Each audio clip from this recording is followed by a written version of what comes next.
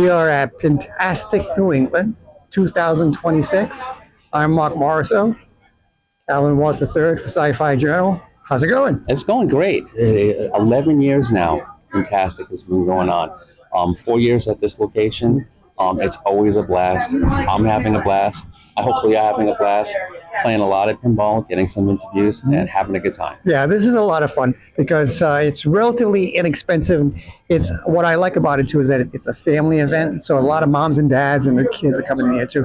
You get to play some newer pinball games and some older pinball games and some favorites. What are some of the new games that they're introducing this year? Oh, there's a lot that are out there. They just released a Beetlejuice based on the movie pinball table that I have yet to try. Yeah. Stern's latest pinball is Pokemon. Okay. Harry Potter, which is the latest pinball. Jersey Jack is here. There are all sorts of tables and some really, really cool ones. Yeah, what's nice is for one price, you get to go into most of the all-purpose rooms and just play to your heart's content. Yep. Yep. Now, which games have you played so far this weekend? I played the Harry Potter table. It wasn't too bad. I played the Pokemon table. I kind of liked it. You know, it has a really cool theme. What else have I played? Played the new Star Wars Fall of the Empire table. I like that a lot. Where is that That's one? a lot of fun. There's one in free play. Okay. There's one that's actually in one of our tournament rooms. There's one in the special room. There's few around. There's a few of them around. What else? I played a table based on John Wick. All right. And I played a couple of my favorites, Safecracker, Pinball Magic. There's a few. There's well over in excess of 200 machines here. So, I mean, there's a lot that you can play. Yeah, they're a lot of fun. So, Calvin, out of all the machines that are here, if you could own just one, which one would you own? Oh, I know that's a tough one. that's a tough question. For me, it's an easy one. I would pick up Galactic Tank Force. Yeah? That is my favorite game. I just finished playing it now. In fact, I was there for so long, I had to look at the machine and say, there's a couple of guys behind me, so I just kind of gave up playing and said, you guys take over. But, yeah, that would be mine. If it was a newer table, I would say either John Wick or the new Star Wars table. I like playing those a lot. Okay. If it's an older table, Gabe, the founder of the show, one of his own personal tables is Roadshow. Oh, okay. Ted's Roadshow, Yep. which I fell in love with while I was driving truck. Okay. It's basically, it's a road show. It's a road like type game. And Right. It's totally awesome. Cool. All right. So let's take a look at what else is going on at New England, Fantastic New England. Pintastic New England 2026. Okay, it is 2026. That is just crazy. We're at Pintastic New England up in Marlborough, Massachusetts. This is the 11th show, if I'm remembering correctly, because, I'm getting old and I don't remember all this stuff. And I'm here with the founder and really awesome guy, Gabe D'Annunzio. Gabe, how's it going? Good. It's going well this year. It's nothing kind of different from last year. It's just kind of smooth sailing. We've had our issues, but other than that, it's all good. Oh, now Kat and I were talking a little bit about like history and whatnot. We were going through when I was getting ready to set up for Pintastic and actually found my Pintastic 2015 badge. We sent the picture to Gerard and he was like cracking up. I'm like, that's just like old school. But you've been here now in Marlborough for a few years now, 4 years. So the venue's really nice. It has, like anything else, it has its pros and cons. But how is it adjusted to the evolution of Pintastic? And they've done some remodeling every year. They've upgraded some stuff. And this year, again, they upgraded bathrooms, a restaurant, and breakfast area. So, as long as they keep doing that stuff and keeping everything clean and working, power seems to be holding up well.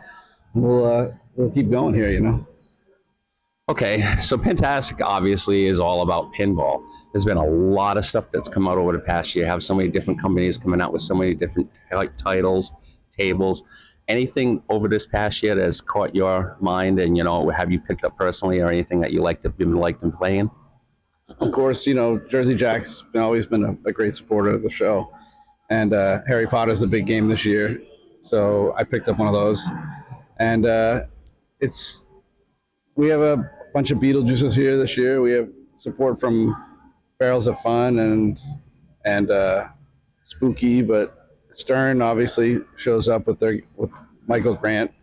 Jack Jersey Jack brought the whole team over here, so it's important to have support from the manufacturers and support from the distributors like pinballs.com and you know, Tycoon. So I think that it's a community event, having all the tournaments, all the club rooms, all the clubs come in all together, and it kind of like becomes a big community event. So that's what we always try to do. And that's always been one of the really cool things. You started this out, you wanted it to be a family fun event. You had, you know, I'm sure as many of us did, you had no idea that it was going to evolve to. And now this is one of the major pinball shows in the country. And a lot of people travel from all over the place to come here. What does that mean to you personally? Yeah, I never thought that it would get that big. I never thought that we'd be, you know, top 5. I think we're top 5 pinball shows in the country, and it's just I don't want to grow. I've never wanted to grow into one of those huge shows, you know, like Texas or Expo. I just wanted to be kind of more of a small hotel family type of event that, you know, the community comes together, and that's where we're going to try and keep it. Yeah. So. And you've really done a good job with that. And I want to thank you personally, and you know, with Sci-Fi Club and Sci-Fi Channel for letting us come and cover the event over the years. Now, music has always been a big part of Pintastic, and especially the past few years, you've had cover bands come in, you know, usually with bands that have had like different tables and stuff. So obviously you're a big music fan. How did you get into music, and how has that influenced your life? I always liked the music pins, you know, and I thought that there needed to be some connection there for the entertainment, for the show, you know. We always try to give people their best bang for the buck, you know, and I think it pulls people in different directions to do different things, get away from pinball a little bit, watch the band, relax a little bit, you know, and that's why I did it. I think it's something that no other show can really grasp the way that we do, so I think that's a good draw for us right now. Will it be forever? I'm not sure, but right now it seems to be, you know, because it's expensive, so it takes money out of the bottom line, and I think it's worth it for the entertainment value, and we'll keep doing it as long as people keep coming to watch the bands. Yeah. With last night there was the Great Escape, a Journey tribute band, and they did really well tonight. You got an Aerosmith band that's going to be on, if I remember correctly, and the bands are definitely something that makes things different, and that's something that I know that people, attendees, do appreciate. So you brought up the fact about music pins, and every time I try to think about a pinball related question, I haven't asked you. Now I know you're really into music. Let's just say you're in charge of Stern, you're in charge of Jersey Jack, or you're a billionaire and you have unlimited funds. You could go license any 3 musical acts that you want. Doesn't matter who it is. It could be Led Zeppelin, which has already been done, but anybody. And you can make a table, whatever you want. Which 3 and why? You're putting me on the spot here. I am. Come on, you should be able to do this. Of course, Journey that's the reason why I brought them as a band. I think Journey music really fits a pinball theme. Another one of my favorite bands is Van Halen, so I'm hoping that eventually somebody will come out with a Van Halen pinball machine. Not sure what it'll be based on, for the beginning era or the, you know, David Lee Roth. I'd be hoping to have David Lee Roth, you know. So you're more of the Roth and the Hagar fan. Do you like Hagar? Hagar, but Roth is what I grew up on. So, and I don't know, maybe Motley Crue. I think that would be something cool. A lot of energetic music in that, you know, for multi-ball and stuff like that. I think it would work well. Yeah, you know, now that I think about it, Van Halen obviously would be an obvious choice, but I'm a little surprised now that I think about it. Why haven't they done a Journey table? I don't know. You know, maybe licensing, maybe costs.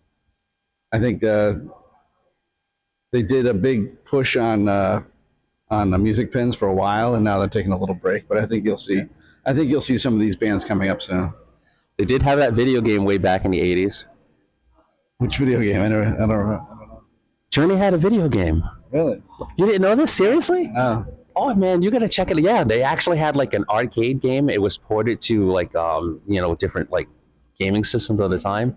Yeah, I'll drag up a video and I'll show it to you later on. Anyways, I know you're busy, so we're gonna let you go. Thank you again for spending some time. Interesting thing. Yesterday, I had an attendee come up to me, Yes. and he was in his 20s, and he had a trophy that he got as a kid here in 2015. He was in the kids tournament. And he won. And he won like first or second place, and he wanted to take a picture with me with his trophy. You know, now he's an adult, so that shows how long the show's been going on and how successful it was and how different it's become. So that's awesome. Yeah, that's right. He had come by the box office and he was looking for, you guys were, busy, so you were running around. So I'm glad that he was able, and he was like really excited. Really, really nice young man. Yes. Yeah, that's what it's all about. You know, you get the kids in the beginning, they grow up with it. As adults, they love pinball, and when they have kids, they pass it on, you know. So Pintastic New England, I mean, I say this every year. I'm going to keep on saying this as long as it is show. It's a really fun event. It's something for the whole family. They have vendors here. They have, you can do all sorts of stuff. It's family friendly. If you're into music, there's a lot of music. There's a lot of stuff going on. So you should really attend. Next year, same place and around the same time. Yeah, I think that's what we're planning. We're going to plan to stay in this. We got to juggle around Easter, but it'll be around this time next year. Same place. Yeah. All right, Gabe, I know you got a lot to do, so I'll let you go. Thank you so much for spending your time, and enjoy the rest of Pintastic. Thank you. Have a great last day. Tomorrow's the breakdown day, so I'm not looking forward to that. But it's the sad part of Pintastic, because that's how you in the beginning it's the run up to Pintastic. We start here on Monday, setting up Monday, Tuesday, Wednesday, then the show starts Thursday, and then you got to break down on Sunday, and show's over. So you got to wait one more year. 2 months after that, we start planning for next year. So. Yeah, that is one last thing that I will leave off with that. And he's absolutely right. If you ever go to like some of these big cons, and yeah, they're a lot of fun, but the stuff that goes into it, the having a setup, having to break down, and the volunteers and the people that have to run everything, and there's a lot of moving parts. So it's not just attending. If this any interests you, you can sign up, you can be a volunteer, you can be a part, and you can see how it is from like the inside. Anyways, let's go find out what else is going on in Pintastic, New England, and have a nice day. Thank you. Have a nice day, everybody.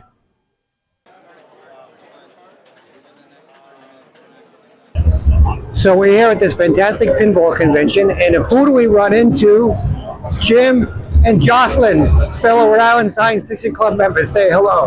Hi guys. Now, how many years have you been coming to this convention? Oh my gosh. Since the first one. Since the first one? Yeah. Really? I didn't even realize that. Well, I think you came to the second one. I went in with Calvin. Okay. So it's been almost like 15 years they've been doing A this. very long time. Yeah. When you say it like that.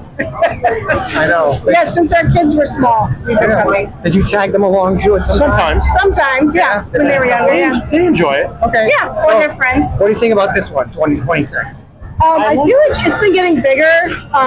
It's a lot more people. There's less empty spaces. Yeah, I noticed that too. Yes, a lot more vendors too.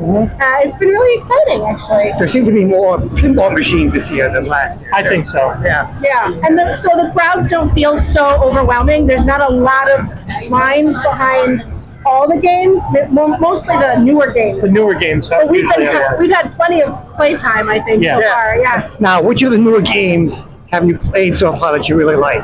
We actually haven't gotten to those rooms yet. Oh, okay. Yeah, I've seen them. They've got long lines. I know there's a Harry Potter game I haven't seen before. Yeah. There's a Pokemon game I haven't seen before. Yeah. And it looked like there was a good amount of people interested in Beetlejuice. Yeah, Beetlejuice is a big one. So those are on my list. And then right behind us is Empire Strikes Back. Oh yes, Which is another one. yes. I just played an Empire Strikes Back game, but I think it was an older one. Okay. Yeah, the video, the games with the video in the background, those are really cool, but sometimes they're hard for me to focus. Easily Yeah. distracted. So I'm busy watching the ball and the flippers, and I miss some of the show. So having him with us, like with me, so together we can watch more of the game, like background stuff. Okay, all right. I love it, but I'm not very good. Now, if you had an unlimited budget and you could bring home any of these pinball games, which one do you think you would want? Unlimited budget? Unlimited budget, whatever one game you could have. Oh, one This is a game. him One question. game. One game, Jim. Oh boy. There's room in the back, by the way, of their car. Just saying. I really liked the Revenge from Mars from 1999. Yeah, that's a good one. I mean, I like that. Maybe I don't know. I know. Last year was a Godzilla one here. I haven't seen it yet, but I haven't seen it either. that would be kind of interesting. Yeah. For me, I haven't played it yet this year, but I like the Princess Bride. It's like an all glass top. Yeah. And that was really cool. I'd like to spend more time learning to master that one, but it was really cool. It's very unique. For me, it would be Galactic Space Force. I haven't seen that one. I love it. It's in this room behind us if you want to check it out. Okay, we'll check that out. I have the T-shirt. I have the glass. Oh my God, I would you're a love, fan. I would Super love to fan. have that game. It's really super. Okay, well, cool. Well, thanks for interviewing. Yeah, it's nice and seeing taking you. time out of your busy pinball day. Yes. Okay. And let's Absolutely. see, fellow RISFIC members, they're cool people. So let's see what else is going on at Pintastic. Thanks.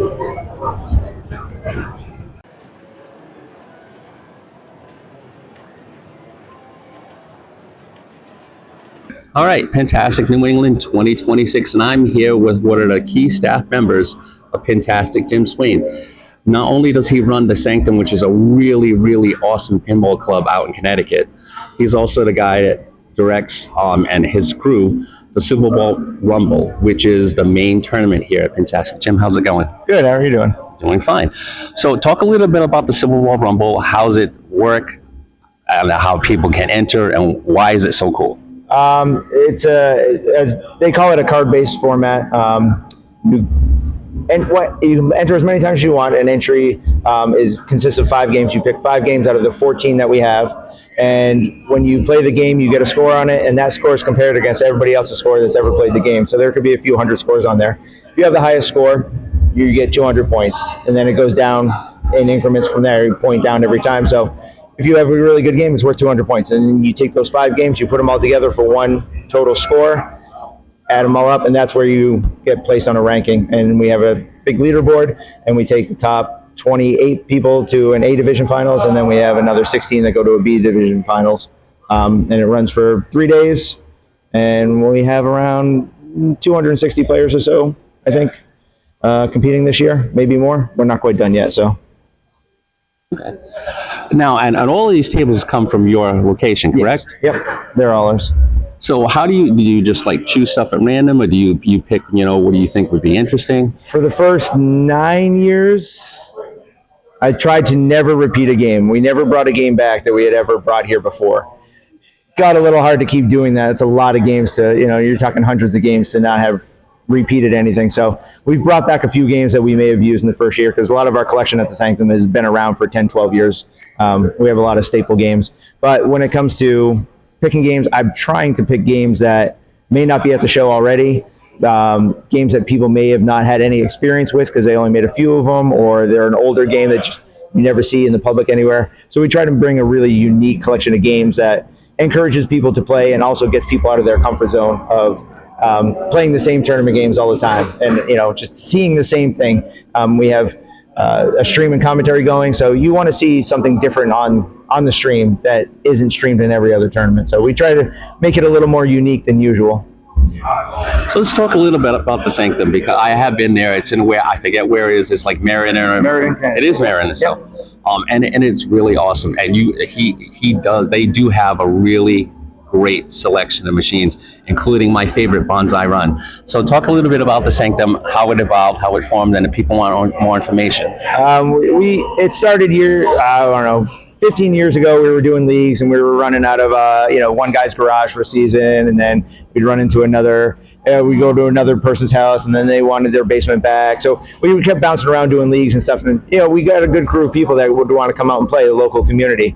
And so me and at the time another friend of mine, Mark, we decided, I think we could find some sort of small commercial space and throw all of our personal games in there together and start running stuff there in a regular spot and not have to move around every season. So we did that, found a small spot, started small, had a good core of people, and it just kind of kept evolving. More and more people wanted to come out and join our leagues and stuff like that. So then we kind of expanded a few years after that, and we've been in the same spot now for 9 years, I think. And the collection's grown. Everybody, we're there every week, and it's just it's a good community of people. It's a ton of support from all the locals and the regulars. Yep. So if you ever wanted to join New England Pinball League, you're a part of that. So We're not a part of. Oh, you're not. We have our own league. Sorry. All right. I used to be talk about that. I used to be heavily involved in New England Pinball League, and then we just had enough people in our place that we just started doing our own league. Everybody at NEPL, they're all great people, but we have enough people to do our own stuff. So I have a busy life, so scheduling is easy for me to do it when I can do it. So we call it the Craft League. It's Connecticut, Rhode Island area pinball league. So we have fun with it. We take it a little seriously, but mostly have fun. Everybody's got wrestling nicknames and stuff like that. So we just try to enjoy ourselves when we're doing it. We have a lot of serious competition, but we try to just have fun at the same time. I was talking to Nancy yesterday. I was looking at her shirt, and she had the Punisher on, so she was telling me the thing behind it. That was just like really, really cool. We did a run of bowling shirts for everybody. They were all custom embroidered with everybody's wrestling nicknames on it. All right. So do you have a website for people who want to get more information about the Sanctum, maybe joining a league or doing whatever? tothesanctum.com. You can find all of our information there. We're open every Monday night from 7 to midnight, and every Monday we either have a league or some sort of tournament going on. You're more than welcome to come down just for casual play. It's more about the community than anything. It's the same people every week, so it's a great way to come out and meet the local area community.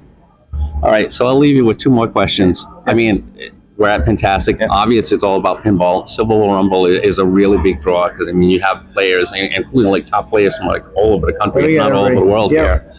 So what got you into pinball, and do you have a favorite table? I grew up in bowling alleys. Pinball was a part of bowling alleys when I was a kid, and my parents were bowling. I was in the arcade with $2 and trying to stretch it as far as I could. And you'd see people playing. They're like, oh, you can get free games if you do well enough. So that's how you stretch the money when you're a kid. So that's how I started. And then when I used to live in Maine. I moved to Connecticut, and I was like, oh wow, you can actually own these things. I bought a game not knowing how to break it down. Taught myself how to. 20 years ago, there was still good resources. Now the resources to repair a machine online are so vast, like anybody could really get into it if they wanted to. So I learned how to fix games, and then from there, you meet people, and competition was such a good community. It's a great way to see every people a couple times a year at some big event. Yeah, and this is a family-friendly event. Oh yeah. There's a lot of stuff to do, and I always wanted to enter the Civil War Rumble for years, but I never got the gumption. But I actually did this year. You know what? And I had fun, and fun is really the end of it all. I know you're really busy, so I'm like, I'm going to let you go. There goes my word salad. Sorry. Anyways, thank you very much for spending a few minutes with us, and you enjoy the rest of Pintastic. You too. Thank you. Okay, I am with Leo. Hi, Leo. Hi. Nice to meet you. Okay. And there's all sorts of really cool things here at Pintastic. Well, one thing we noticed was this sculpture. Can you talk about this a little bit? Yeah, absolutely. So this is a kinetic sculpture I made. It uses glass marbles and basically a fancy kind of marble machine. Yeah. What else do you want to? And what inspired you to come to this particular convention? Well, I was at a different art show that I was doing, and I met somebody who happened to know the director here, and so then the director reached out to me, and I was like, yeah, hell yeah, this is a really fun thing to do. So yeah, so here I am. Now, what kind of materials did you use, and how long did it take you to put this together? So this is copper and steel. So welded steel and copper basically just soldered with low temperature solder. Okay. So you didn't have to flip down a mask or anything. Well, for the steel, yeah. Oh yeah, all right. The whole welding helmet, all welding gear. And so this was about 2 months of work that went into this. Yeah. Okay. Yeah. And like material-wise, how much did it cost you to put it together? I don't know. I don't know exactly. Probably.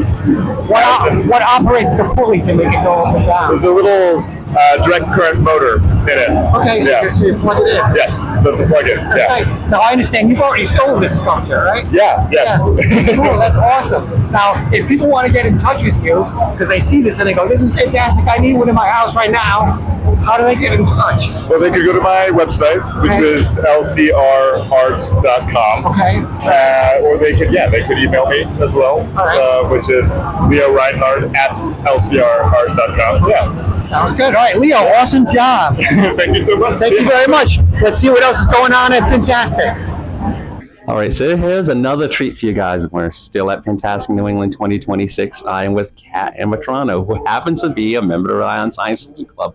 She's also one of the team leaders here. She runs the box office, and she has a unique perspective on Pintastic. Kat, how are you doing? And how is Pintastic going for you? Hi, Calvin. Pintastic has been good and steady. We've had a good flow of business, a lot of people coming for the first time. I talked to one of our new attendees who flew in all the way from California. He's heard a lot about our show and wanted to see what it was all about. So he was really excited to come here, get to play our games, meet our vendors, and have a great time. Now, you handle box office. I mean, it's merchandise sales, it's ticket sales, but you get the chance to basically meet everybody that comes in, whether they're a special guest, whether it's just a regular attendee, somebody that's buying a limited edition pass. So you get to meet with and talk with a lot of people. Pintastic is a unique convention. It's one of the top pinball conventions, as you well know, in the country, but it's different than the other ones. With the clientele that you see walking through, what do you think makes this different, and why you keep on coming back to volunteer every year?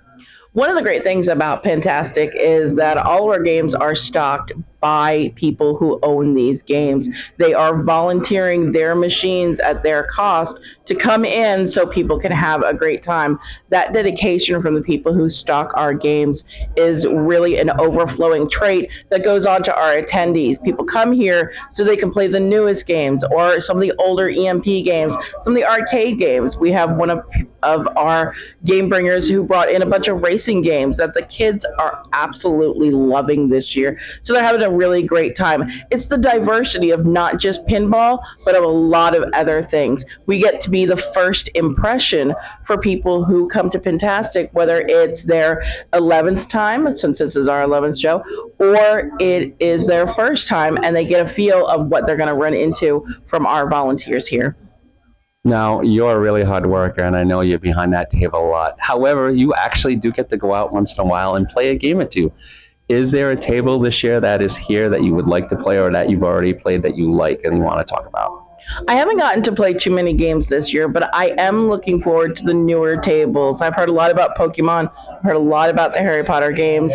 There is a vendor who's actually behind our merchandise table who has taken some games and retrofitted them, so he's redesigned them to be like fishing games or a Frogger type thing, and it sounds really fun because I get to hear that all day long while I'm helping people get their memories to take home, their glasses, their shirts, their pins. And I'm looking forward to time off once our box office closes to go and play these games, and since they're open till 2 a.m., our playroom. It is. All right. I know you're busy, so I'm going to let you go. Thank you for spending a couple of minutes with us, and enjoy the rest of Pintastic. Thank you so much, Calvin. I have a great time, and I'm glad to see you guys here every year. All right, well, that's it. That's a wrap for Pintastic New England 2026. 11 shows. I know. I'm know. exhausted. Yeah. I was actually going through, I was looking for my badge, and I'm like, I found the pit badge I had from 2015. We sent the pictures that I gave it the crew, and I was like, yeah, this is like old school stuff.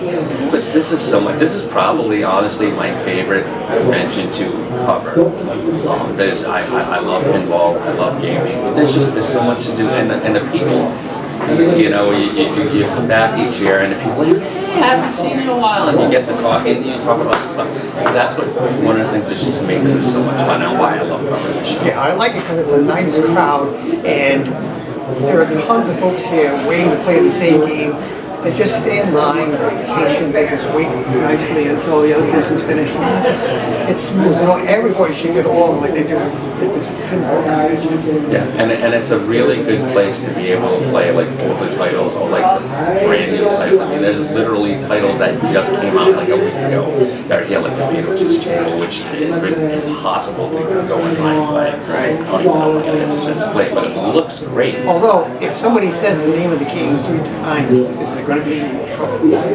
I'm not going to find out. You want to find out? No, thank you.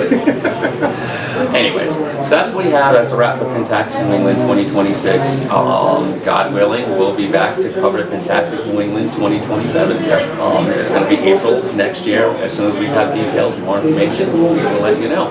Thanks for watching Sci-Fi Journal. Be sure to check us out on our YouTube channel, like and subscribe, very important. And we will see you soon.